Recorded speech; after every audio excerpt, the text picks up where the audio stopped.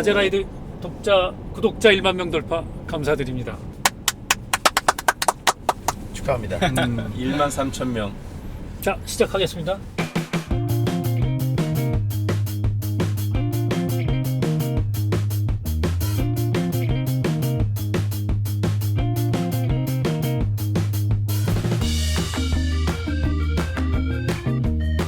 아제라이드 오늘은 르노 삼성이 모처럼 내놓은 신차죠. QM6 페이스리프트 프리미에르라는 최고급 가솔린 모델인데요. LPG도 같이 저희가 한번 체크를 해볼 텐데, QM6 일단 프리미에르라는 이제 그 3,500만 원대 최고급 버전이 나왔는데, 페이스리프트에 대해서 조금 이제 차이점이 있는 것 같아요. 뭐 이제 유럽 차들의 주로 페이스리프트가 이제 정말 말 그대로 살짝 성형하는, 뭐가 바뀌었는지 숨은 그림 찾기 하는 부분이 있는 것 같고, 내수 시장의 한 80%를 가지고 있는 현대기아는 페이스리프트를 요즘에는 정말 과감하게 풀 모델 체인지 버금갈 정도로 하는 경우가 이제 종종 나오고 있는데, 그 와중에 QM6가 정말 살짝 외관을 고치고 내장은 이제 굉장히 고급스럽게 해가지고 나왔어요. 현재 이 QM6 가솔린은 월 한 3,000대에서 가솔린 SUV 시장에서 1등을 달리고 있는데요.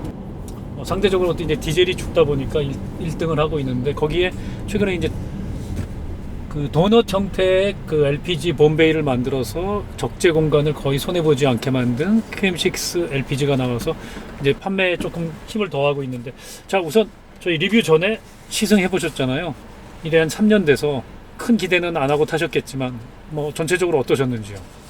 저는 좋았어요. 뭐 좋았다는 의미가 이 차가 타겟하는 시장의 세그먼트의 사람들, 그 사람들이 차에 대해 요구하는 특성, 그런 게 뭘까? 이렇게 보면 거기에 굉장히 잘 맞추어서 모든 것이 밸런스 맞게 딱 맞춰진, 그야말로 상품 기획이 잘 된 차 같다.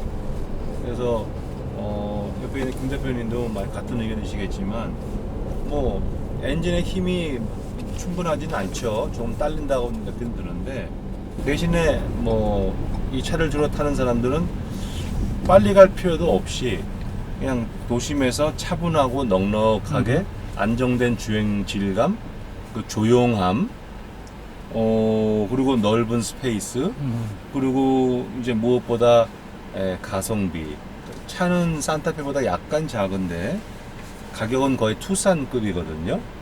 그러면 이제 예를 들어서 뭐 젊은 사람 살 수는 있겠지만, 이제 은퇴한 사람들, 베이비 부모들, 그 중에서도 이제 액티브 시니어라 그러면은 세단보다는 난 SUV 타고서 아웃도어를 어디 뭐 맛집을 멀리 가본다든지 해보고 싶다 그러면은 딱 타서 그냥 무리 없이 몇 명 어울려 갖고 쭉 재미있게 갈 수 있는, 그러기에 참 최적화된 차가 아닌가.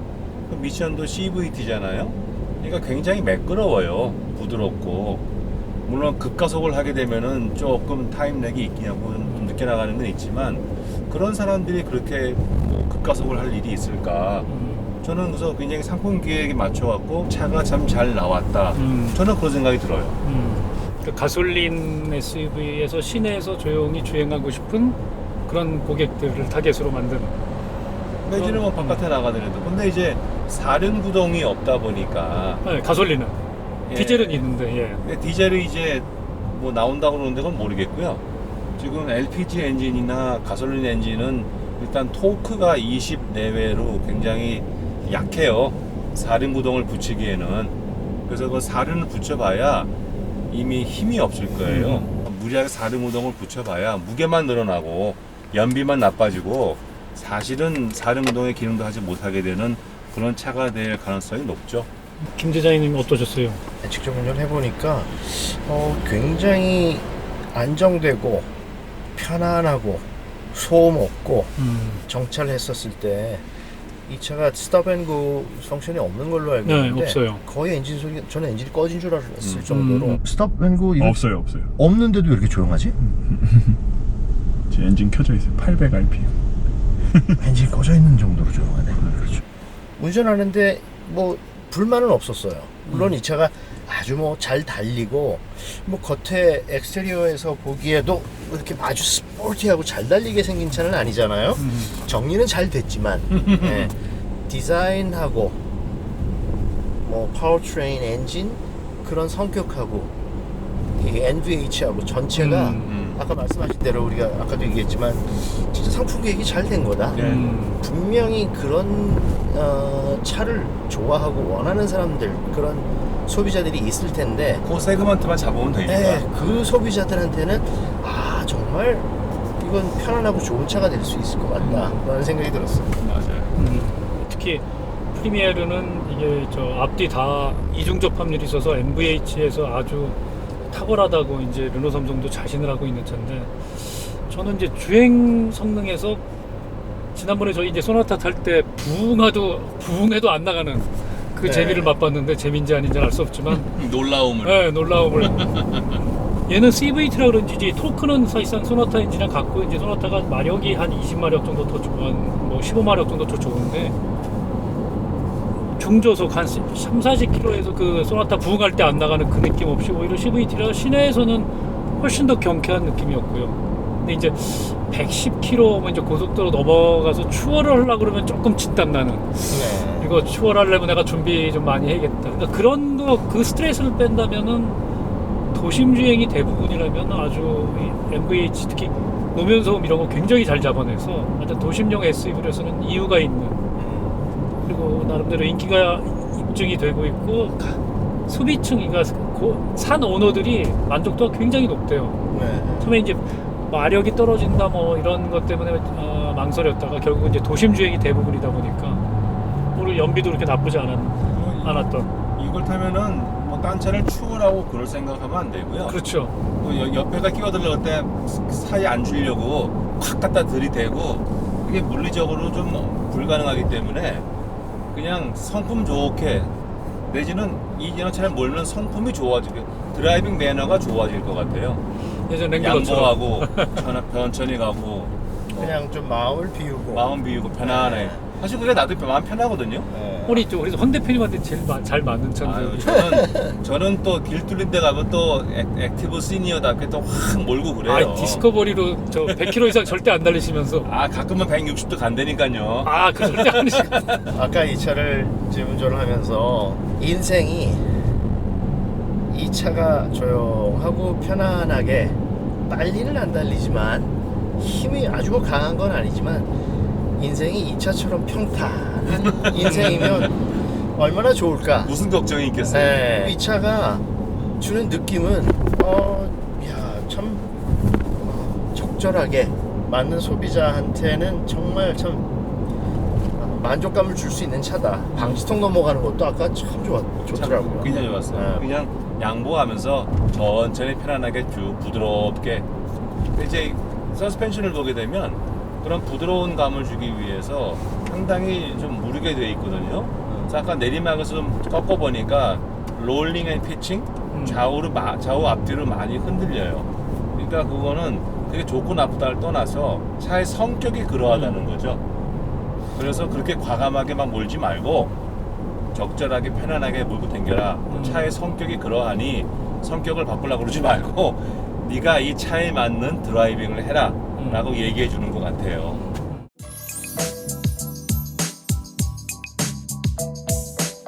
프리미에르의 이게 특징 중에 하나가 이제 이 나파 가죽인데, 이 가죽감 그 질감은 어떠셨어요? 저는 이 시트 너무 좋아서 굉장히 네. 부드럽게 느껴지는 네. 이유가 가죽도 종류가 여러 가지 있잖아요. 두께도 다르고. 그런데 이 그레인이라고 얘기를 해요. 그레인이 뭐냐면 가죽에 우툴두툴하게 이 골들이 있잖아요. 그걸 그레인이라고 그러는데 그레인이 좀 더 깊은 게 있고 이거는 굉장히 얕은 그레인.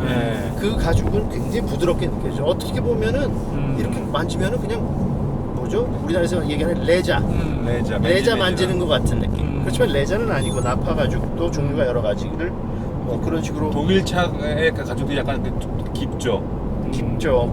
애니멀 그레인 아니면 테크니컬 그레인 이렇게들 이야기를 하는데 보통 가죽같이 보이게 하는 거는 플라스틱 같은 데라든지 이런 그쵸. 가죽에 애니멀 그레인이라고 그러거든요. 근데 이걸 굉장히 아주 곱게 한 그런 처리를 한 가죽을 쓴 것 같아요. 이 시승을 같이 진행했던 그 소나타 인스퍼레이션 뭐 3000 600만 원 육박하는 인스피레이션도 나파 가죽이었는데 그 질감이 되게 다르더라고요. 그건 이제 그레인이 좀 더 네. 이거보다 거칠죠.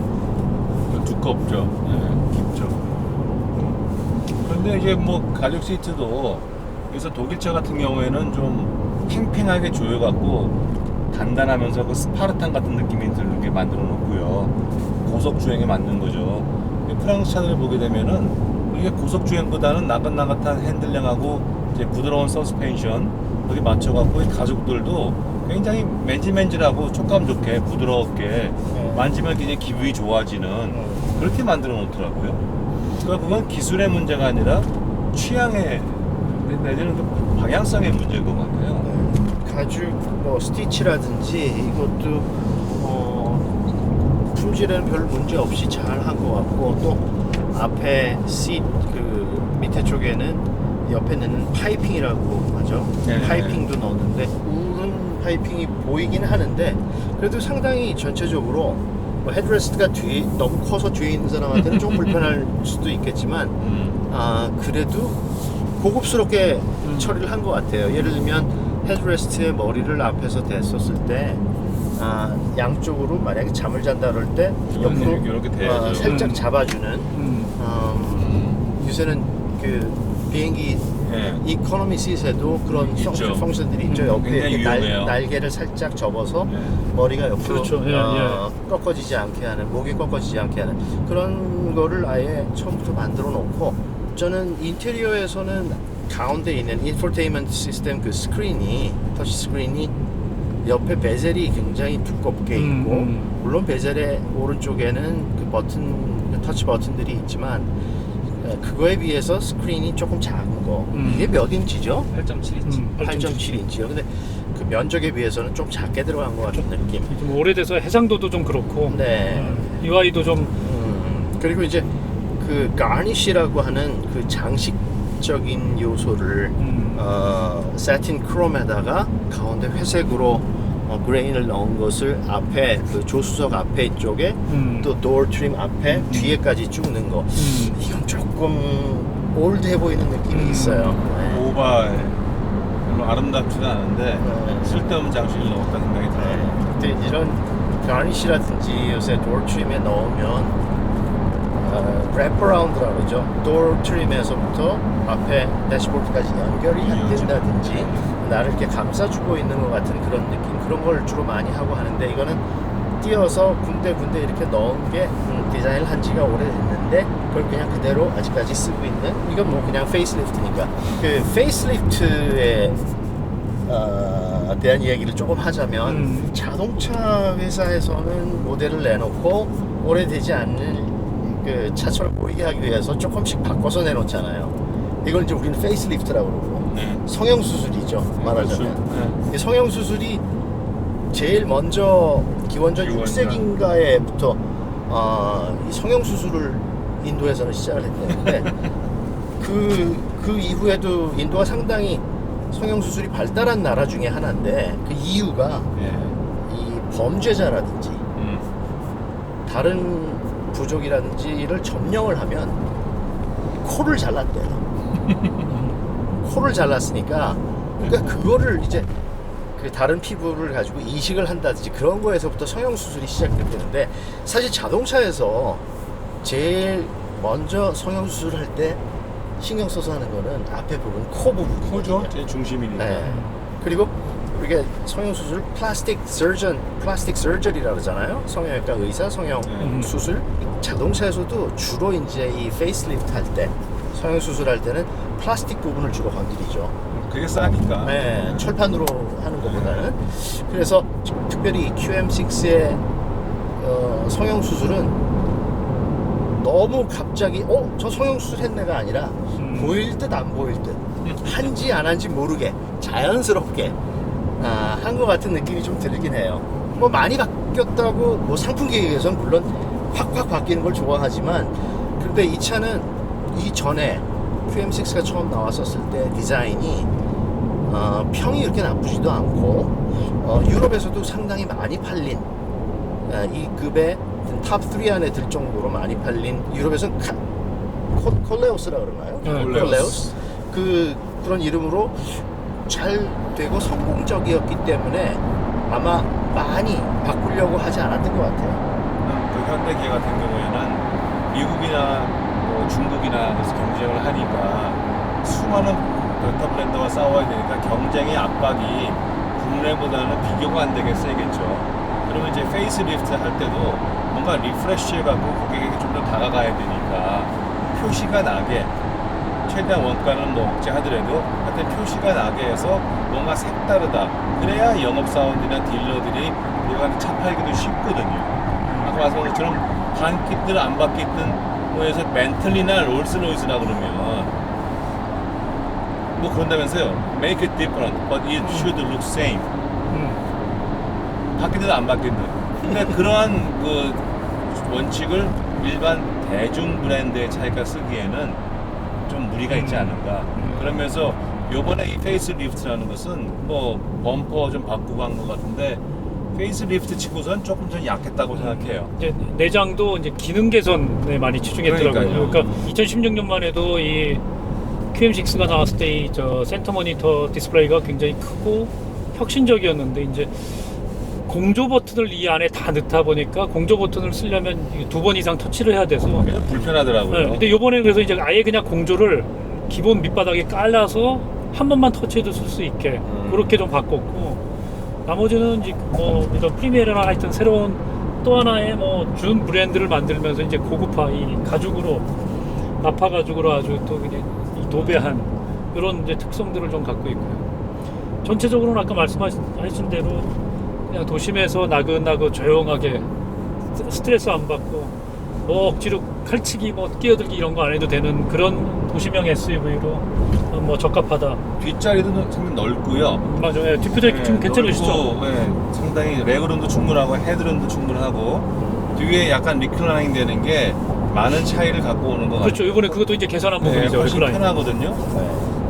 그래서 뭐 우리가 전에 얘기한 것처럼 이제 어떤 패밀리카의 주력이 세단에서 SUV로 갔다 그러면 저는 딱 아까 시선 느낌이 뭐였냐면 옛날에 소나타 2나 소나타 3 탈 때 느낌 같은 거예요.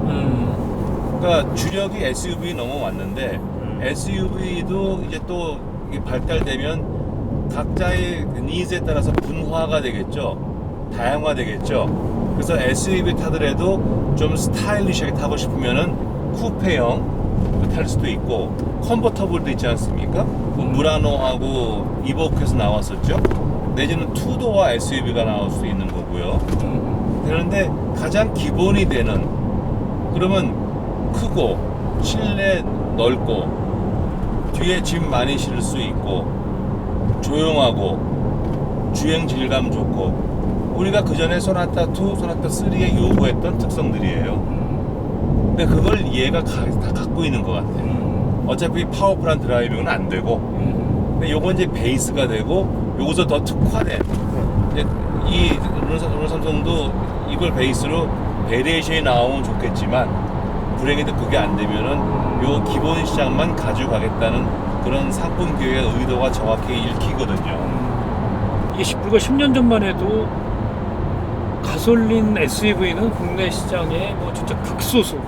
그렇죠. 뭐 1, 2%밖에 안 되고 SUV 이꼬로 디젤 이런 등식이 성립할 정도였는데 그러니까 이제 SUV가 패밀리카를 대체하면서 중형 세단을 대체하면서 이제 SUV 용도가 그렇게 바뀌는 거 아닐까. 거기에 또 마침 QM6가 잘 맞춰서 이제 상품 계획이랑 잘 맞아떨어진 거 아닐까. 뭐 이런 생각이 들더라고요. 이름은 뭐 SUV라고 하지만 이건 스포츠 유틸리티 비클이라는 이름보다는 그냥 세단의 성격을 그대로 가지고 키만 높아진 뒤에 트렁크 없어진 그런 차.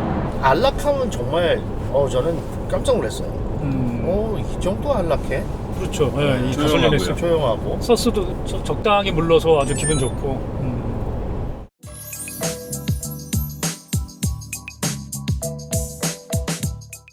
그 저희가 4월달에 이제 서울 모터쇼 같이 가서 쭉 여러 가지 차를 가지고 논의를 할 때 그때 이제 르노 삼성이 내년부터 생산할 XM3 컨셉이라고 했지만 뭐 양산형 디자인을 선보였잖아요. 그때 네. 또 이제 어떻게 보면 쿠페형 SUV인데 내년 이제 나올 XM이라 그러니까 옛날 시트론에서 XM이라는 예, 모델이 있었는데 맞아요. 예. 맞아, XM. 예.